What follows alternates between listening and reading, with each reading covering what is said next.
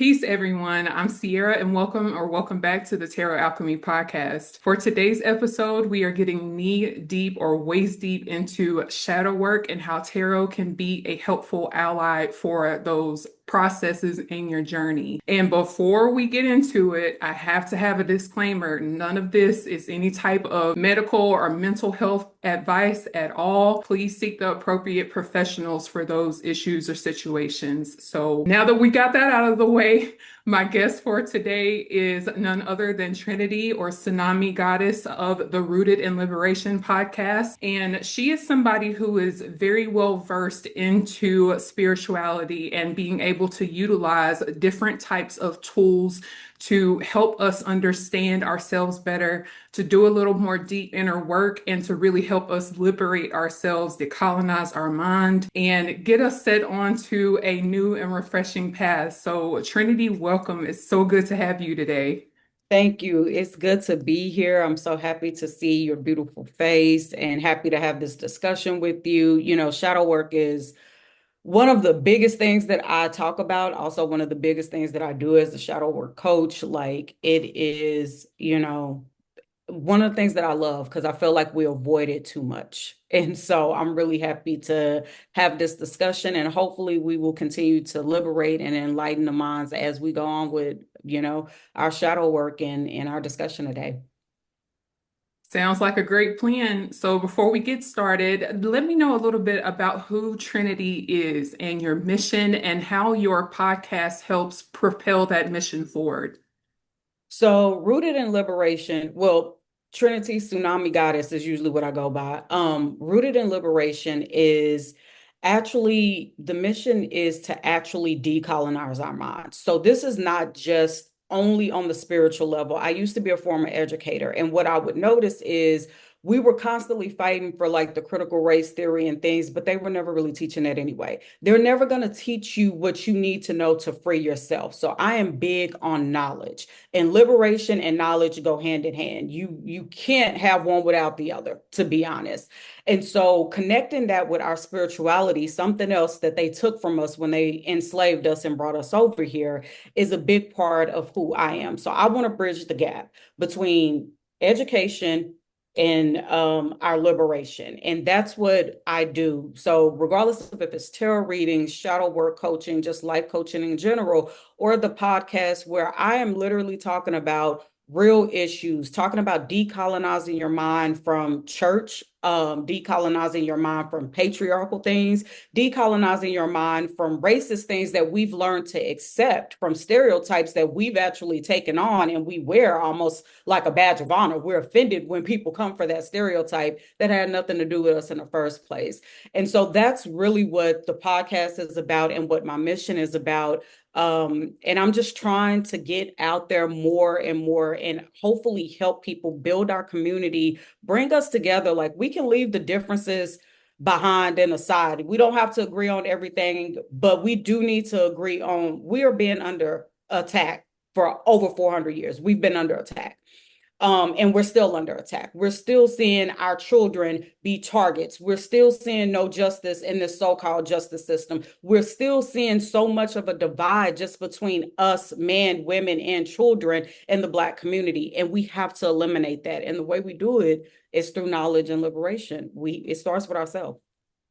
So that's It really, absolutely does. And I'm glad that you touched on how divisive everything has been, especially within the Black community and here lately on social media, where everybody is just fighting and bickering about who does what. And I'm just like, y'all, there's a much bigger fish to fry right now. This is not what we need to be doing, because I feel like divisiveness in and of itself is a part of colonization it is. as a whole. And so Absolutely. I feel like when we are so focused on trying to get everybody on the same quote unquote page, we lose the diversity of Black people and Black experiences. And so there's a time and a place for everything. And I'm not going to sit here and be the diaspora police and tell everybody that you should be doing this, that, or the third. But what I do want to hone in on with your work and what we're talking about today is being able to honor our unique differences while also being able to come together collectively and do what we need to do to free ourselves in that way. So I love your mission and what you're doing. You're already doing the work. The people will come. That's what I'm hoping for because you're so right. Like we have to think about we were divided by color. That's our main diversity is that melanin comes in all forms and colors. We have the light skins, the dark skins, the in between, and all of the above just within our culture. Not something that they typically have. They got pale and olive. I mean, that's just what it is. So we were divided just by that from house and field. And then we started with hair textures, and then we started with religion, and even in Christianity, it was denominational divides. And then you have Islamic, and you have it's so much that we want to argue over and protect, but we're not protecting our actual culture. We're not protecting ourselves. And at this point, we're no longer protecting men, women, and children. We are constantly seeing that. Just, not to be a Debbie Downer, but we have to bring up Nolan, right? We have to bring up all of these missing children and these children and things that are being hung, and they're saying that it's suicide. Nobody is, nobody Black is doing that. Nobody Black is getting on a tree and becoming strange fruit. We're just not. So we know that they're not going to do it for us.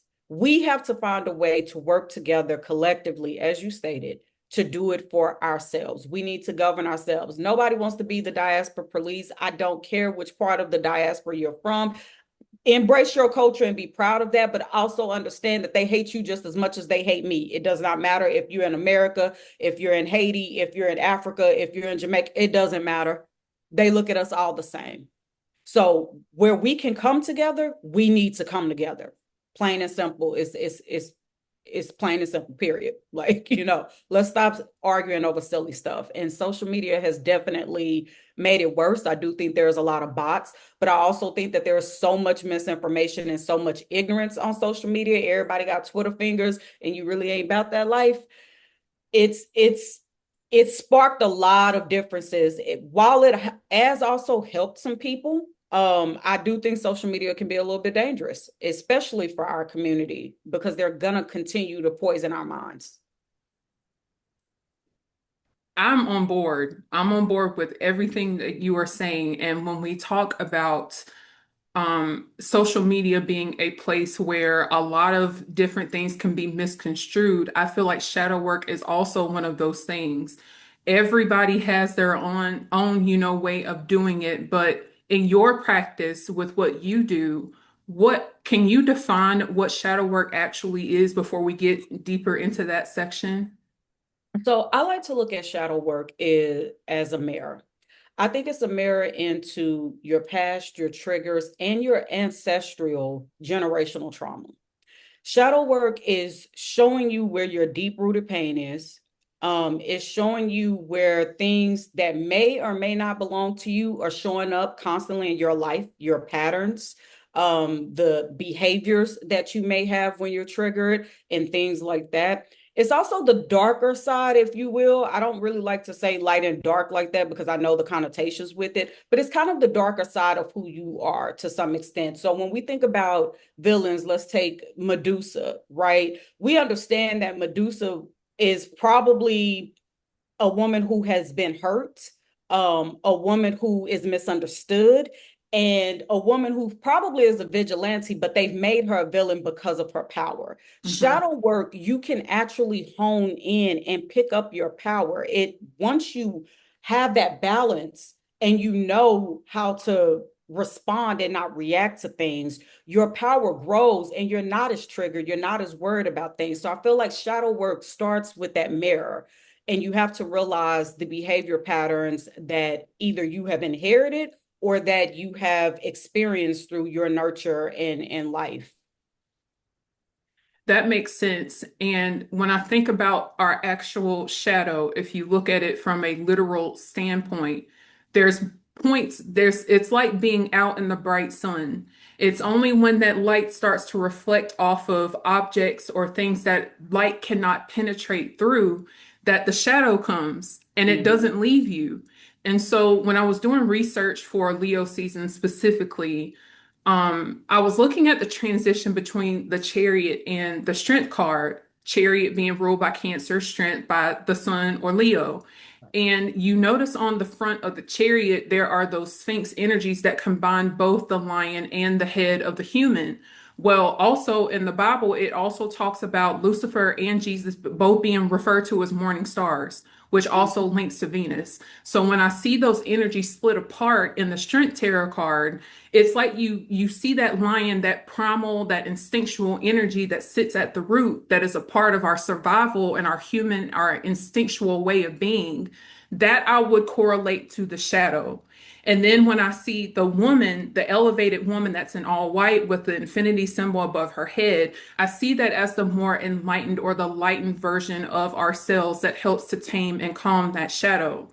And so, just like you were saying, when it comes to actual shadow work and it being a mirror, it's not anything that we have to eradicate. It's not something that we have to completely diminish. Your shadow is always going to be a part of you. It's just learning how to be able to control, and I don't even like saying control, but recognize it and know it for what it is and not allow that thing to consume you. Right. It just, the strength card is a great example because even in shadow work, like you said, you have these two entities in there. You have the goddess in there with the infinity symbol and everything. And that energy seems quiet. It seems like she can tame this beast without having to do much. And that's a different type of strength. But sometimes that beast is going to roar and you need to let that beast be what it is. And I think that that's the misconception with shadow work is that everyone is like, okay, well, I have to rush to heal it and diminish it. And it's like, well, no, you have to learn how to harness that power. Just, I know Bob Ross used to say, like, when he was painting, you can't have light without dark. It is the truth. There is no such thing as a oneness. You need the balance. And sometimes we forget what that balance looks like because shadow work and being maybe more of the lion or even more Lucifer is demonized. We look at Jesus and we think, humility and all of that, but humility comes with humiliation. It can come with humiliation rituals. It can come with allowing people to literally abuse you. And let's think about all of the things that Jesus had to take and went through, not even considering the fact that one of his 12, actually betrayed him and everything like that and stabbed him in the back. And Jesus is saying, well, you forgive 70 times 70. That's cute for Jesus. That's not cute for the tsunami. I'm not doing that. I'm going to set my boundaries.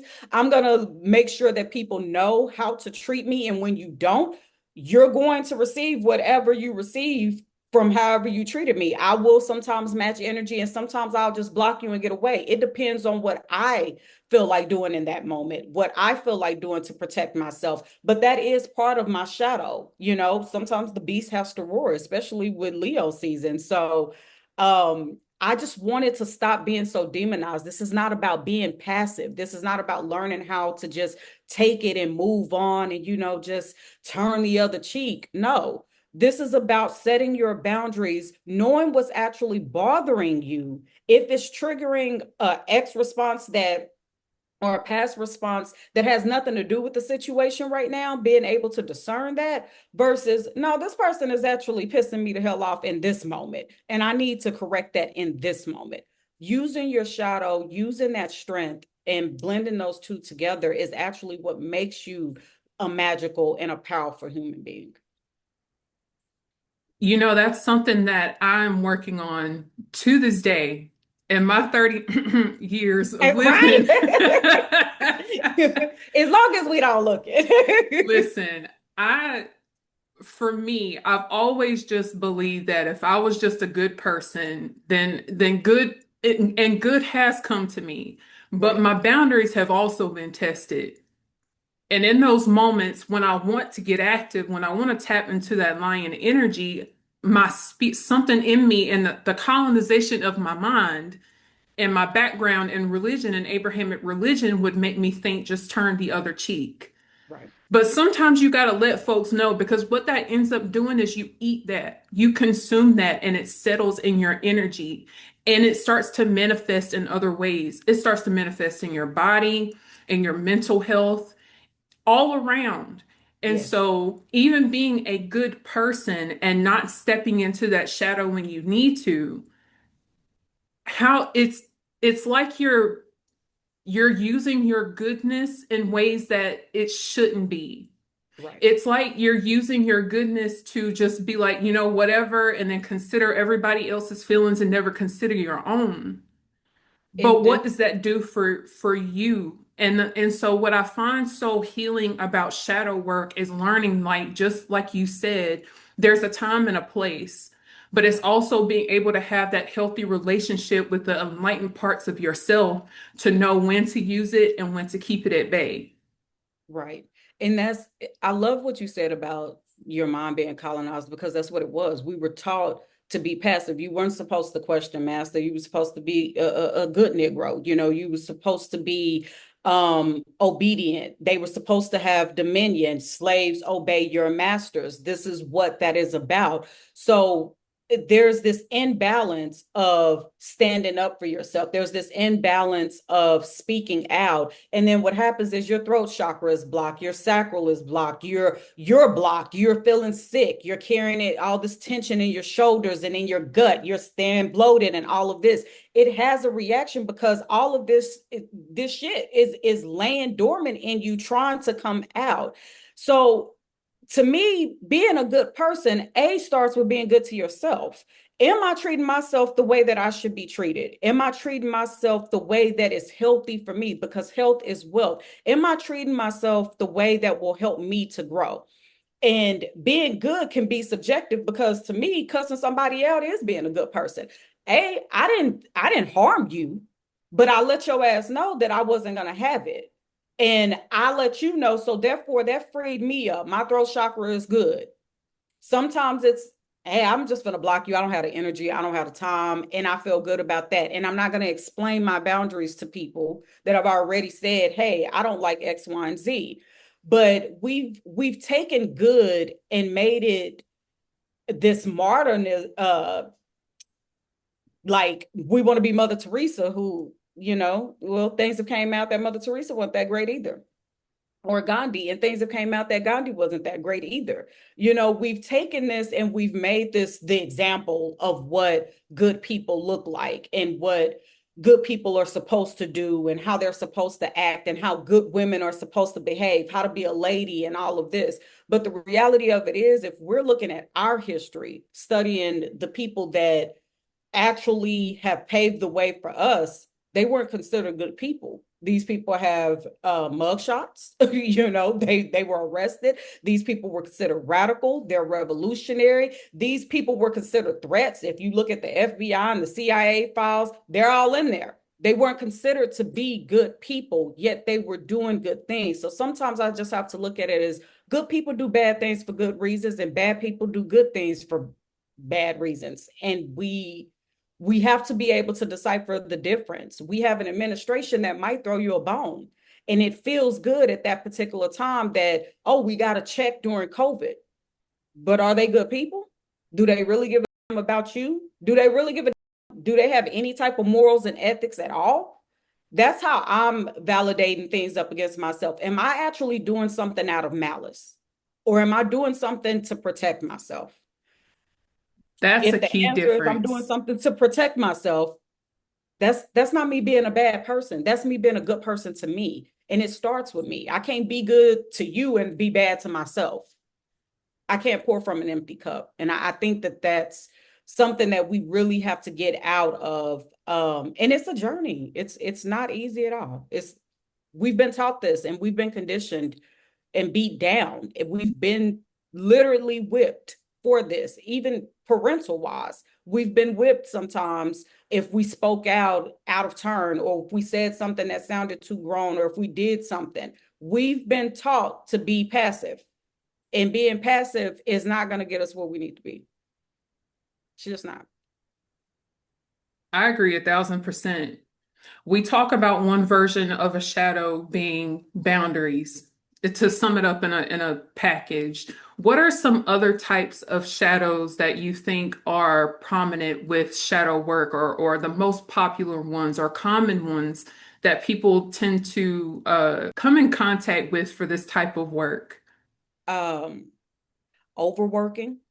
So a lot of us, we work for the man 9 to 5 and we want to go above and beyond. We want to show that we're hardworking. We don't know how to rest. That's a big Mm. one. Like, yeah, we gotta stop that.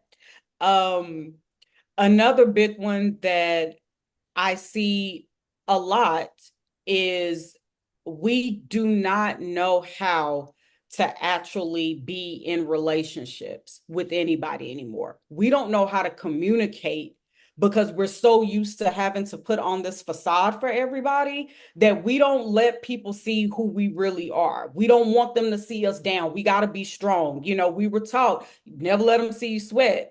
Get out your feelings. You can't cry like this. You got to get up and, just do whatever.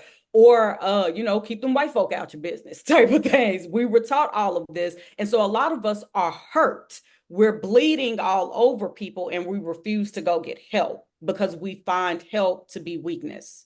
And Mhm. that's why it's so hard for us to be in relationships and for us to do anything besides either just take it or completely spaz out when something is happening that we don't like. We don't have the tools anymore to deal with it. Another big one I feel like for shadow work, it does come down to Christianity. Now, I didn't mention this when I introduced myself, but I am a PK. I'm sure he's very proud of that at this point with what I've become. But I was in the church Monday through Sunday and Sunday through Monday, and there's a lot of shame and a lot of guilt that comes with being from the church, especially as a woman. You are shamed around sexuality. You are shamed around being loud. You are shamed around not listening to a man and not being obedient in this way, not being, again, passive.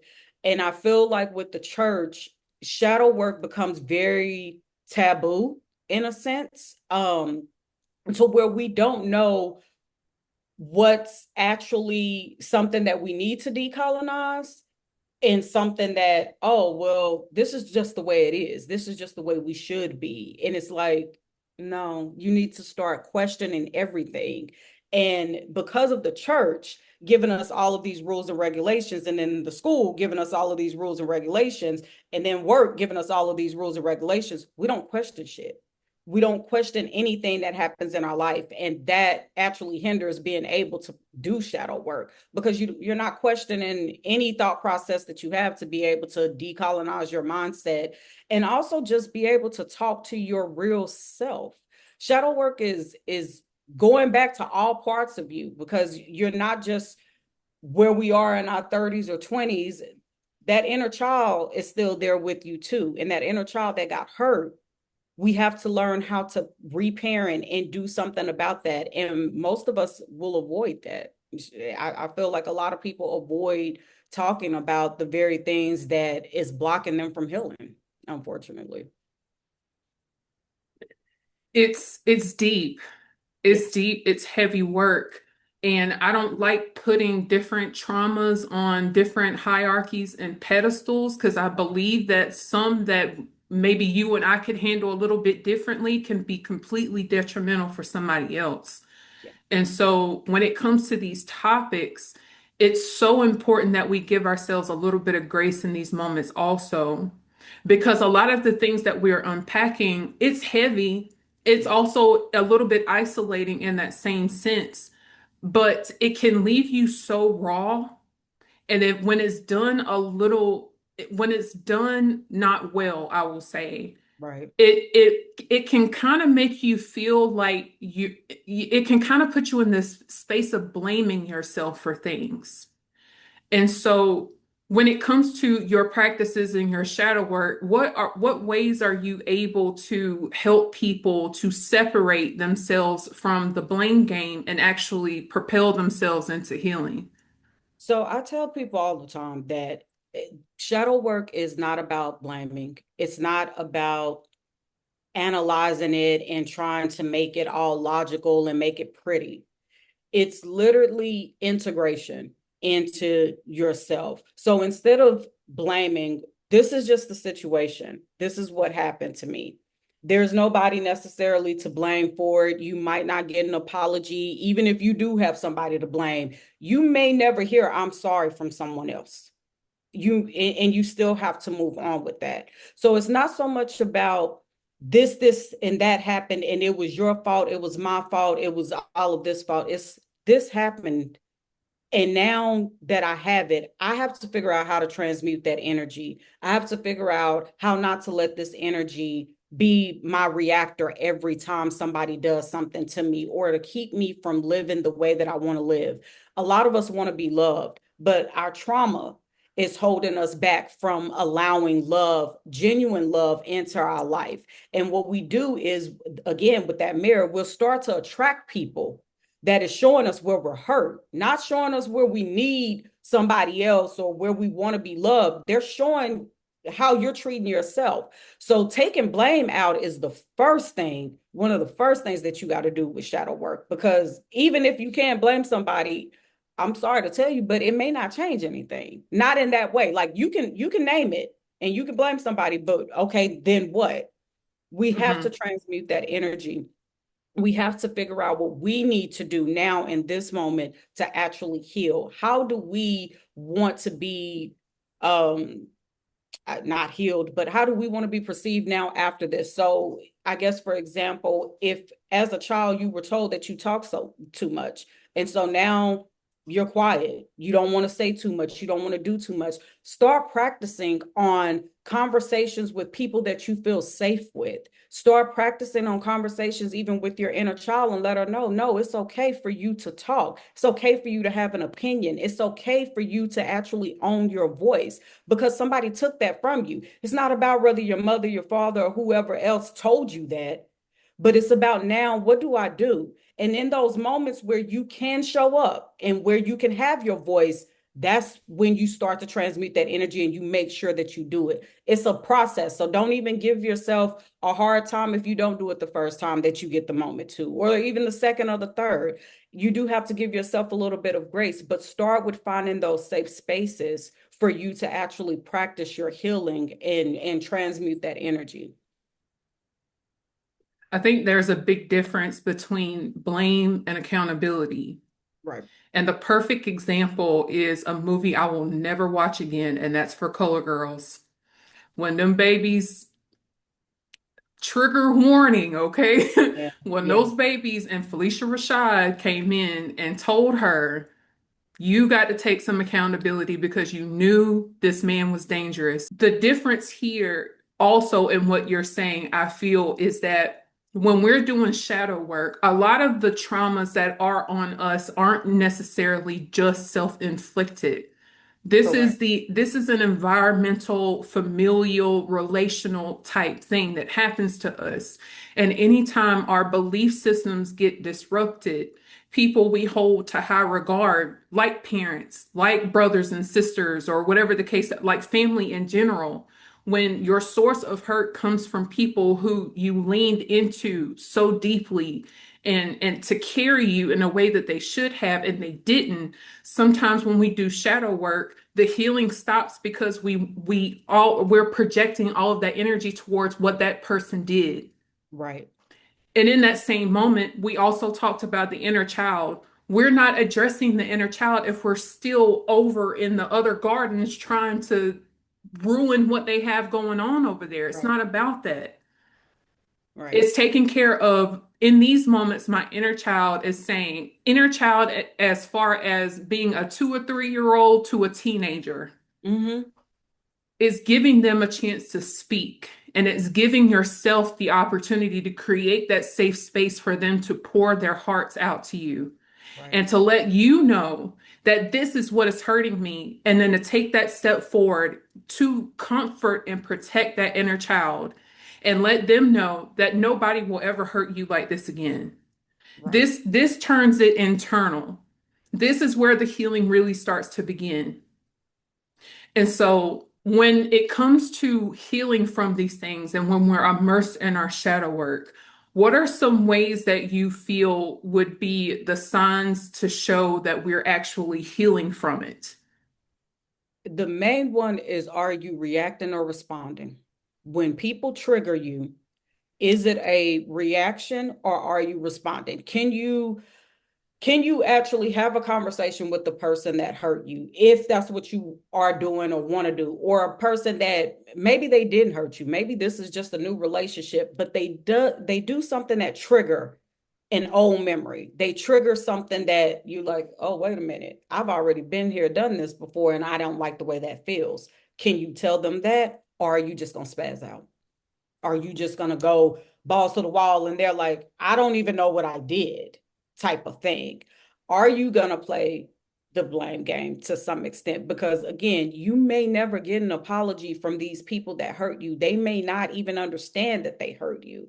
When we think about generational trauma and things that was passed down to us, a lot of our grandmothers and great grandmothers and stuff, they took things that we as women probably ain't dealing with today. Some maybe, but Papa could have had a whole nother family down the street, and that was just that, and they didn't get a divorce or whatever. Some of these women were abused in multiple ways, or our mothers sometimes were too tired from working all day, and our fathers was too tired from working all day that they just didn't have maybe enough time or enough patience to say a kind word sometimes. And sometimes you are them and they're trying to tame what they couldn't tame in themselves. They're trying to tame that in you. So they're hard on you. They're constantly poking at you because they're trying in their way to protect you from things. When we are dealing with things that weren't self-inflicted and they're not technically ours, you just kind of have to give that back to them without the anger, without the hurt, without the blame. And then you have to do, like you said, open up that space for yourself.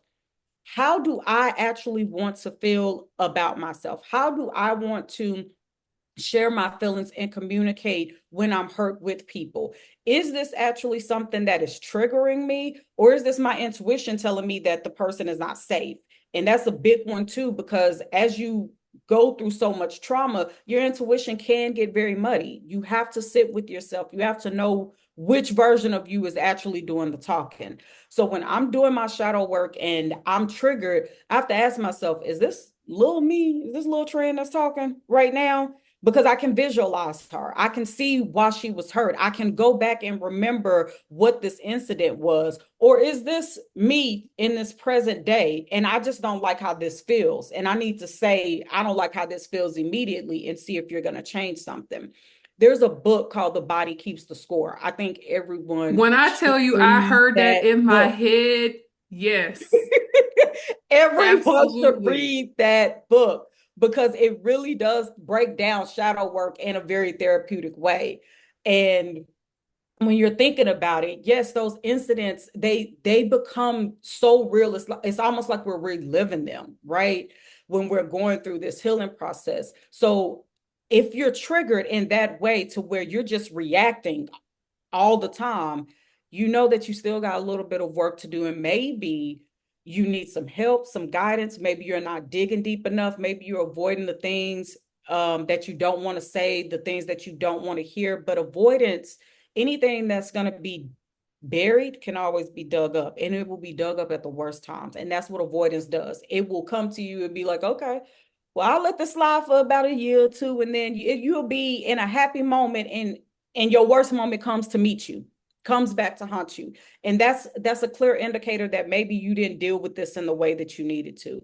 But if you can respond, if you can step back, if you can pause, if you can articulate what it is that's hurting you, if you can articulate what you need for it to stop hurting you, then you're doing that work, you're on that journey, and you're on the right path. And I feel like there's no shame in seeking professional help to help Absolutely you not. be able to distinguish between the two. Because Right. sometimes when you sit in that trauma and that gunk for so long, just like they say, when the house is full of crap, it's eventually it stops stinking.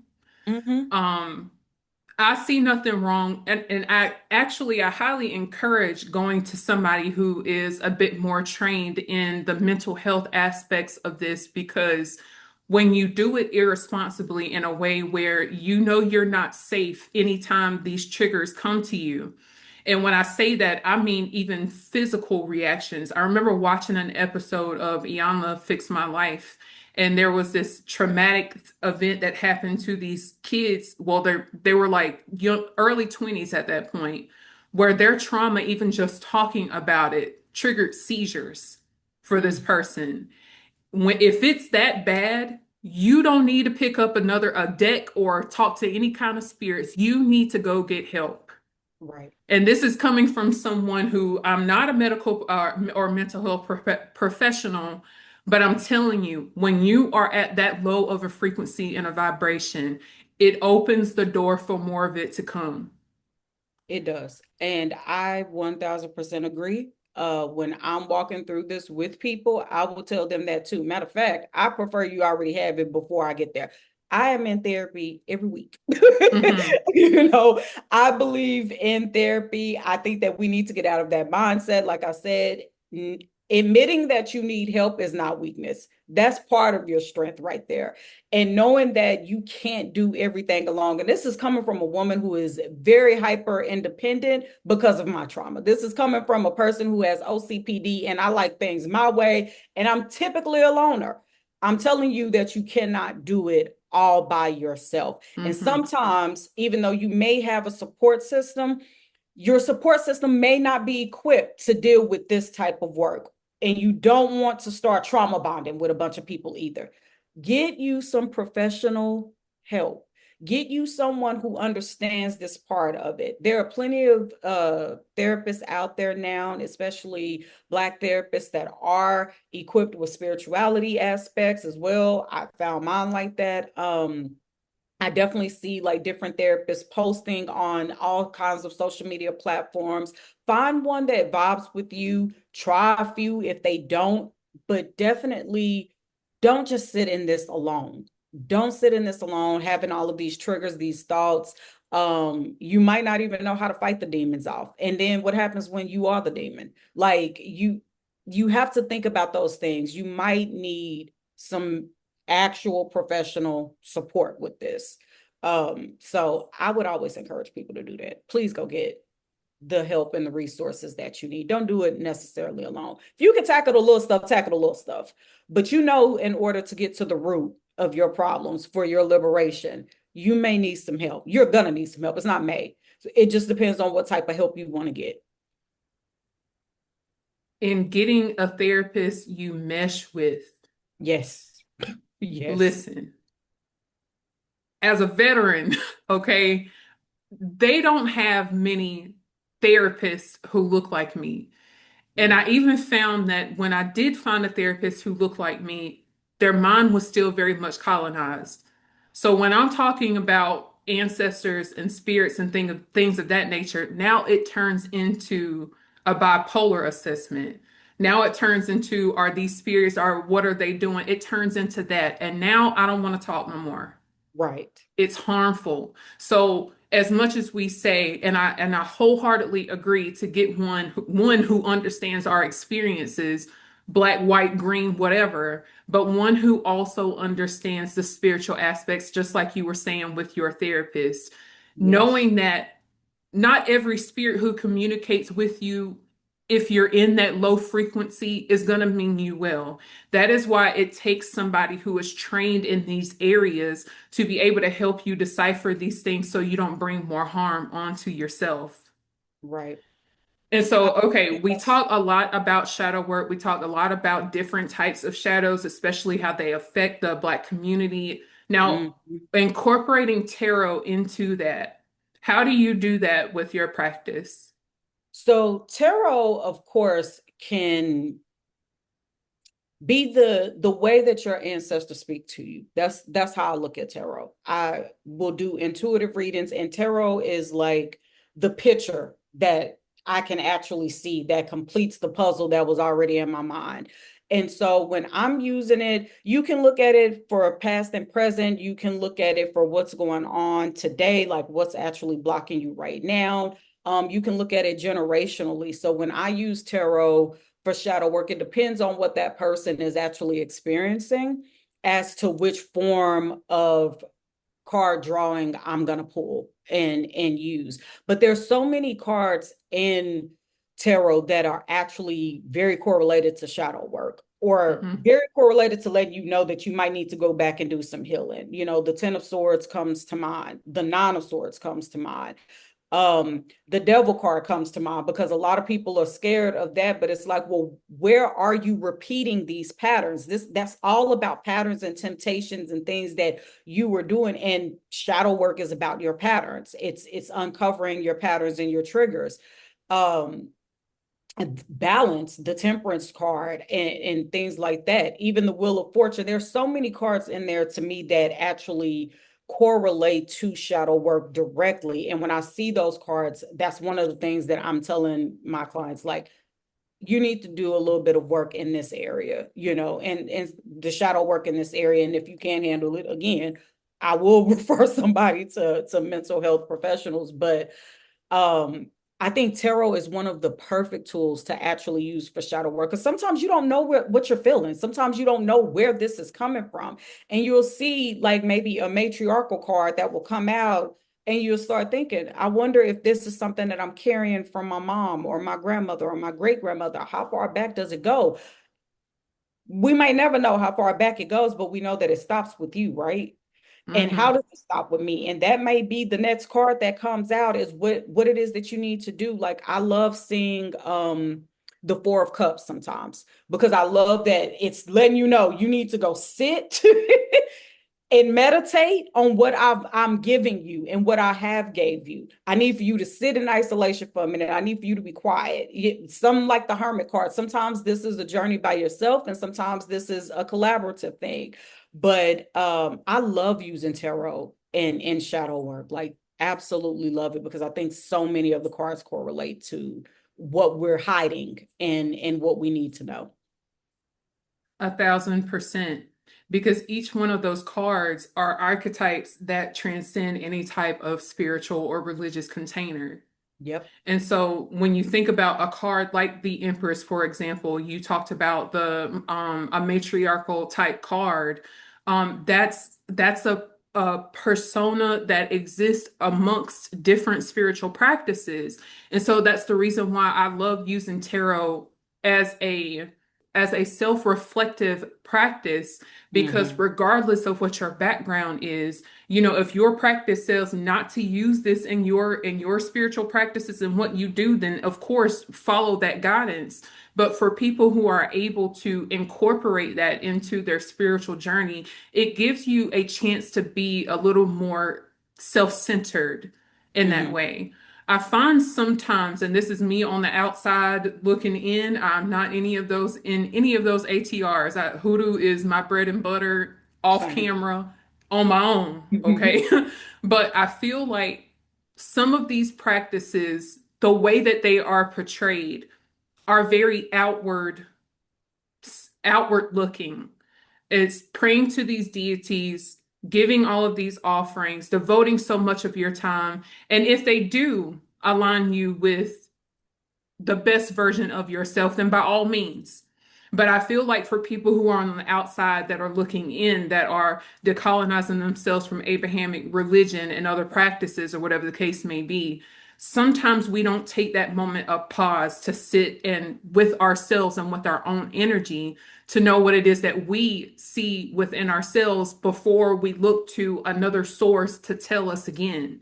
Because it seems like if we leave that same type of mindset that Christianity, for example, and I'm not beating down on Christianity, but the way that it has been taught to me, I the way will, that has been but preached to me, is all about I am the enemy. I am the one that needs to have less of myself. Everything that I am is wrong, and I need to do it this way. Well, when you leave a practice that has made you feel this type of way, you don't really know how to center yourself in that experience. right. And so when it comes to our shadow work and the way that you incorporate tarot into that process is that it makes you sit with yourself for once. And so from there, if it leads you into a different practice, then yes, go for it. But don't join another practice out of spite of what one has done for you, because the minute this one pisses you off, you're going to bounce somewhere else. And we see that a lot. Unfortunately, I've seen a lot of people who have claimed or who have been a part of uh different religions, ATRs and stuff like that, who are now coming out and they denounce this, that, and the third. And I think exactly what you said. I am not against any of it by no means. I am against Christianity. I lied, but I'm not against ATRs or anything like that. I think if it's for you, it's for you. And it's something that will come to you and stuff like that. With sitting with myself and after leaving Christianity, that was the biggest thing. I wanted to know what it was that I actually thought, because when I was in church, I was questioning a lot. I got in trouble a lot for questioning a lot. I had a lot of questions that pastors couldn't answer, and it just didn't make sense to me. Logically, it didn't work. So I started with tarot, like you said, and sitting with myself. And I know for me, um, I don't see an initiation coming from me. Hoodoo is going to be what I do, what I love, and it's who I am. But it's also because it gives me liberation. It gives me freedom. It gives me the chance to change direction when I want to. It's my spirituality, and I take control over that. Again, nothing against anybody else. I love that for you if that's what it is that you found and that's what it is that your calling is meant for. It wasn't my ministry, and I'm okay with that. And using tarot to me helped me a lot to understand just who I was intuition wise. Like I can see a card that maybe came out like sideways or whatever, and it's my intuition that do I need to read this in reverse or do I need to actually turn this around? It's my interpretation on certain cards. Like I can see the Five of Pentacles and not necessarily get nervous or like feel so much bad energy, but like, okay, so where's my money, slipping at in this situation, not feeling like, oh, I'm on the other side of the fence and I gotta figure this out. No, it's just my intuition. It's a story for me and letting me know how my ancestors are communicating with me. And so I really like that aspect of tarot. And I do think with shadow work, it is about getting to know yourself at the core. So again, the two can go hand in hand if you know how to use it. And if you don't use it, then you can still do shadow work without it, but it is a helpful tool. I agree. With or without, as long as you are doing the healing that resonates with you, then by all means, go Right. sit out in the sun and lie prostrate if that resonates with you. I am not going to sit here and tell anybody how to heal themselves because I am not an omniscient being. I don't know everything, but that's the reason why this podcast is so important to me because it's decolonizing not only our mind and spirituality, but also the practice of tarot because tarot has become this it's taken off in such an ungrounded way that what's more popular now is the what does this person feel about me or your boyfriend wants you back and all of this, and it takes away the meat and potatoes of this practice. I'm like, y'all, please Girl, see I it tell as people more than all the that. And time. hey, if for people who do that, get your hustle on. But I'm telling you, that is what social media has really pushed, and it has created this narrative that this practice is does not belong to us. And I Right. want to awaken people to this right now. Tarot as a card game, yes, originated in France and all of those things. It was a card game, but these archetypes are heavily, heavily embedded from practices from back in Africa, i.e., ancient Kemet, which is why I'm so into Cometicism also. We had this time in place a long time ago in previous civilizations where we shared this type of knowledge and information. But my spirit and all of my meditations, listen, I don't have any documents for this. I'm telling you what I feel and what I have experienced within myself. Somewhere along the line, our spirit of being able to of being innately kind people and seeing the humanity amongst all of us has taken those practices and stolen them and reframed them into something that has completely diminished our role in creating that container. Right. And so with this space, I'm so hard and gung ho about centering our voices here. And when it comes to doing things like shadow work, when you're in the in between and you're decolonizing yourself from Abrahamic religion or whatever the case may be, tarot could be a helpful tool. Even if you don't do readings for yourself, even if you just take the time to go through a book or a resource or something like that to learn these archetypes and apply them to your life the way that makes sense for you, it can help you understand yourself a little bit better. And so when it comes to reading tarot, it's nothing more than your subconscious showing you to your face what's really going on. Right. That's the end of it. It's like the reason why your readings, sometimes when you do readings for yourself, why they hit so hard is because it's already happening. It's already somewhere in your body, in your mind, in your psyche, and you're just pulling it out to the surface. And Right. so that's why I love the work that you do and how you integrate tarot into your shadow work practices because it helps them see themselves and center themselves for once, especially in a society that always has preached to us as Black women that we are the bottom of the totem pole. And the only times we are ever catered to or cared for is when we are able to be a resource for somebody else. Right. And Huge I tangent. I don't know agree. where that came from, but It came from your spirit, and I'm here for it. I 1000% agree with that. I've heard people say, well, I don't need the cards. I'm an intuitive reader. I'm intuitive as well. You're intuitive. You just had an intuitive moment, right? The cards are not used as a crutch like that when you use them correctly. The cards, if you are in tune, you're in tune, and the cards are going to reveal the picture that you need to see. They're going to show you, that's why they're hitting like that, what it is. When people only use these cards to, I would say, somewhat get what they want or what they think they want, like you said, like the love readings.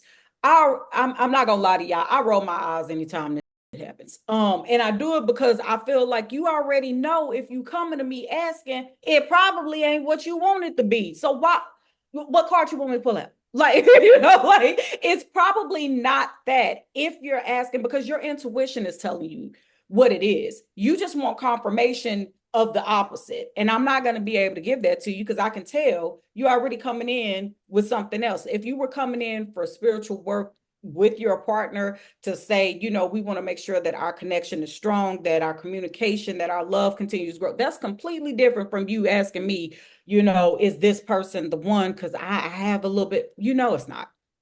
But when you are doing your healing work, tarot can be such a tool. I remember my first like tarot reading on myself, and it was with the Afro Goddess tarot deck. And the mhm. first damn card that came out was the Five of Cups, and I immediately started crying.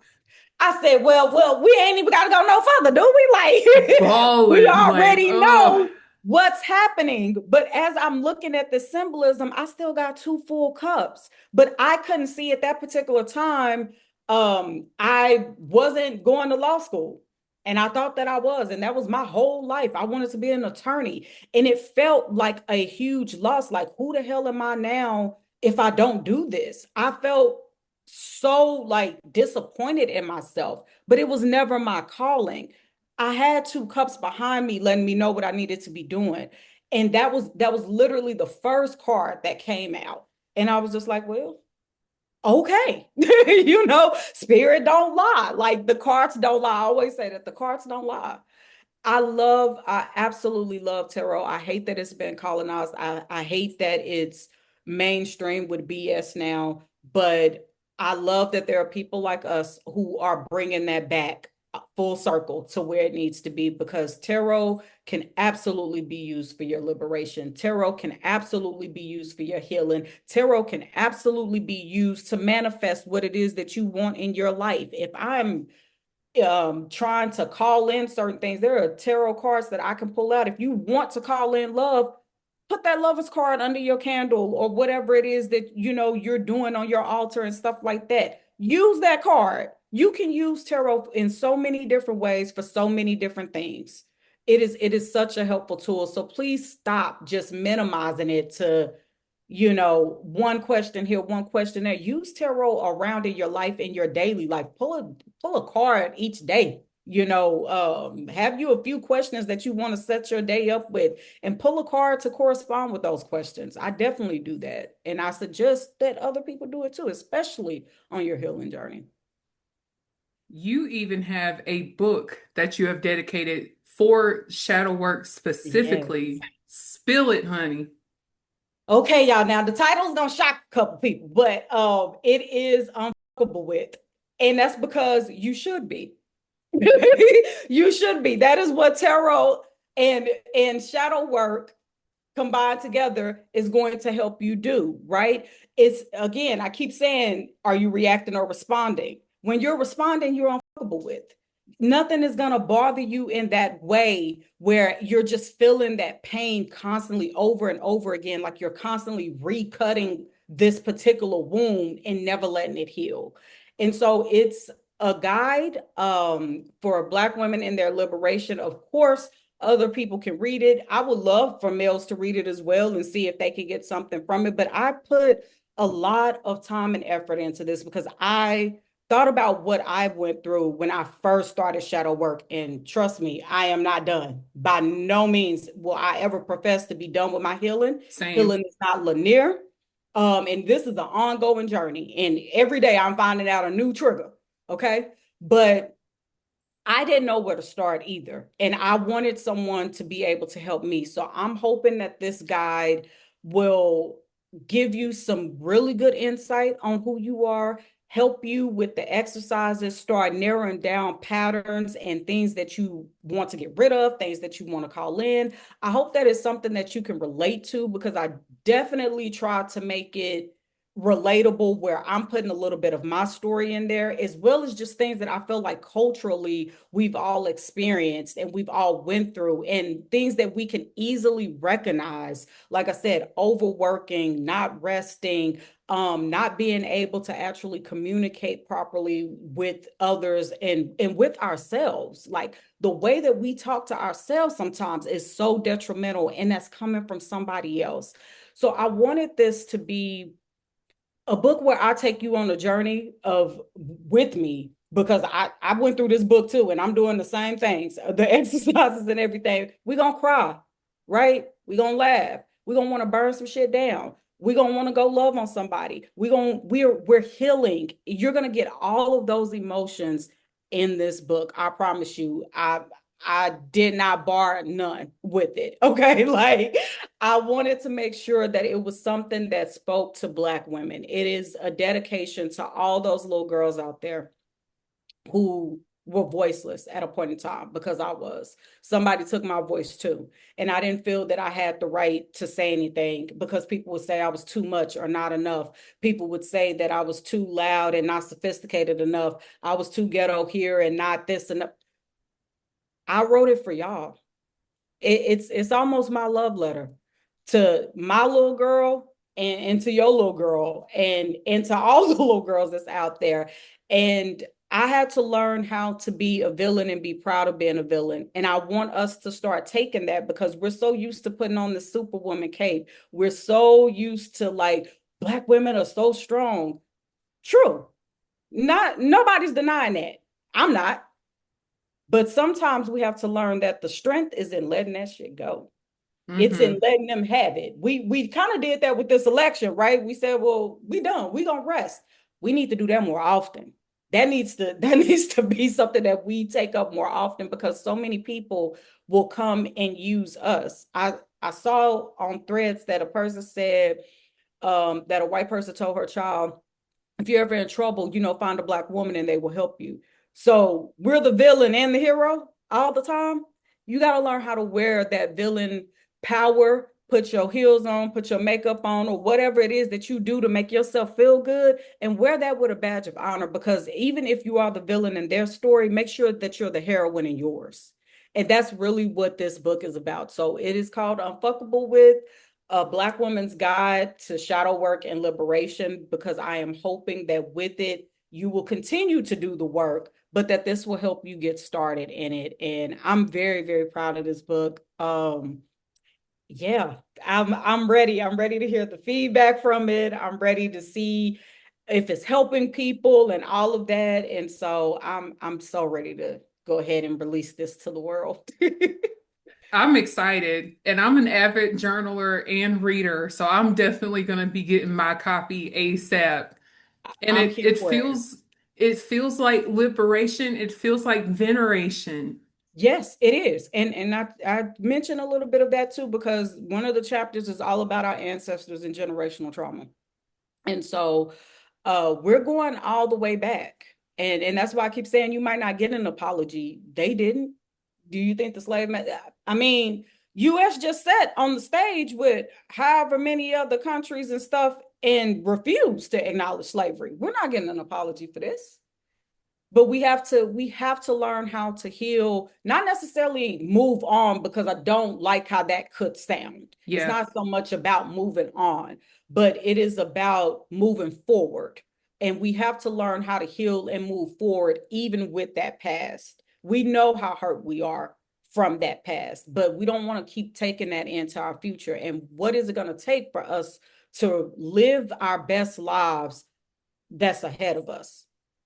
So we're looking back in order to move forward. So I'm really, really, really happy and hoping that this book actually helps some people change and heal and start to just recognize some of the patterns that they have. And I like I said, I want you to laugh in it, because hopefully I'm a little bit funny. I think I'm funny. Oh, and and if you gotta cry, I tell you that. I tell you it's okay to pause, and I'm telling you that I love you. I might not know every single one of you, but I love you. I love you as Black people. I love you as Black women. I love you as Black men. I love you as Black children. I love you as humanity. I love you. You're not in this by yourself. We may not be able to wrap our arms around each other and hold you, but somebody else out here is dealing with this too.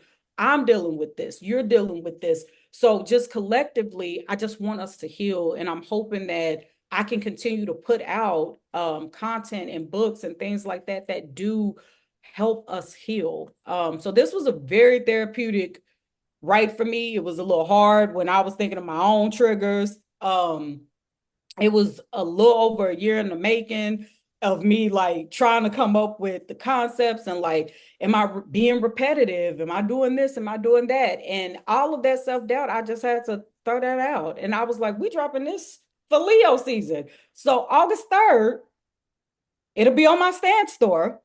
It's gonna be discounted at that particular time. And so it'll be $33. I think the book is 70 pages. Original poem included in there. And then all of the chapters and everything like that, where you can get in touch with me, all of that is included in there. But the main thing that's included in there is healing. I wrote this along with my ancestors. I wrote this along with my highest self, my goddess, and I hope that they speak to you as well. That's my main thing, is I hope that they speak to you and that you get something from it. Even if it's just a little bit, even if you say you don't like it, that's also fine. I ain't tripping. But I know that it can and will help somebody, and it's gonna force you to do the work. At least to start to. If you're really going through it, there's workbook exercises in there. I'm telling you what to do. So we're gonna start doing that work and doing that healing. So I'm very excited about it. It's already done. It's done. So it is. So motet B, as above, so below. It's done. That's it. It's done. I shaded that. Yeah, I'm happy about that. I'm happy about your book. I'm happy about everything that you are doing. And I am so, so grateful that we were able to share this space together. There Yes. were so many nuggets in this that it's done something for me too. And I think that's the important part of what we do in creating content and creating the books and everything else, is that it serves us first. And Right. so if it does this for us, then the sky's the limit with everything else that we have going on. And it's such an honor and a blessing to share space and do these things with our ancestors, with our spirits, and including them in the process the way that you have in this book also. I have no Can't forget words. them. We are them. We can't forget them. So everything that I do spiritually. Even my hoodoo practices and stuff before my grandmother and my big mother left, they were the ones who were teaching me. And I didn't even understand it completely when I was younger. What I'm like, oh my God, like this is what we were practicing. This is so profound for me. And so everything that I'm doing, I'm bringing them with me because they deserve to see me win too. They fought like hell to make sure that I did. And so I'm gonna make sure that not only am I showing little Tsunami, little Trinity that we winning, but I'm showing my ancestors too. We all on this ride together, and that I'm showing my fellow spiritual community, my brothers and sisters in that too. Like we riding this wave of victory, and ain't nobody gonna stop us. Which is why I'm the Tsunami, because whether it's a beautiful disaster or just pure destruction, we coming through, and we're taking no prisoners because our healing and our liberation is no longer up for debate. It's no longer up for sale. It's no longer up for them to determine when we get it. It's here, it's now, and that's just what it is. And we're going to be grounded and rooted in that liberation. And so I am honored to be able to share spaces with other creators like you, with people who are passionate about it, with people who get it, with people who love tarot, with people who honor our ancestors and stuff. It is a blessing when we can all come together and when we feel this community, which is what we need so bad. Y'all stop the division. We can all feel this together. There's room and space for everybody. We don't have to always think alike. That's the beauty of being who we are. We're not going to always agree. We're not going to always think alike.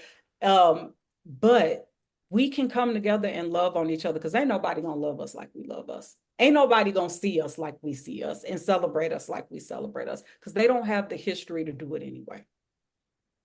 It's in our bones. It's It's in in our our bones, it's DNA in our blood, okay? It's literally in our bloodline, on the front line.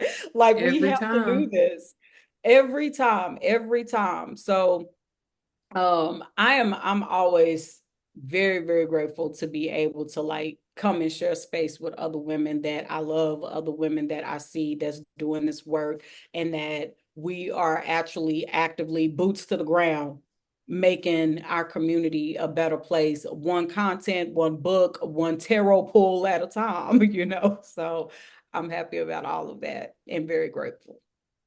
So much gratitude. And thank you Yeah. to you and your ancestors and your spirits, and as well as my own, for allowing us to come together and have this very healing and informative episode on shadow work and tarot. Y'all make sure y'all are tapped into Rooted in Liberation. Follow her on Instagram. Go to her website and make sure on August 3rd that you have that book in your cart. If you are somebody who is interested in doing a little bit deeper healing work and shadow work, but always do it responsibly and do it safely. Consult the proper professionals. Once again, you don't have to do this alone, and there is community out there for each one of us to be able to do it together. So, with all that being said, that wraps up today's episode, and we'll see you in the next one. See y'all soon.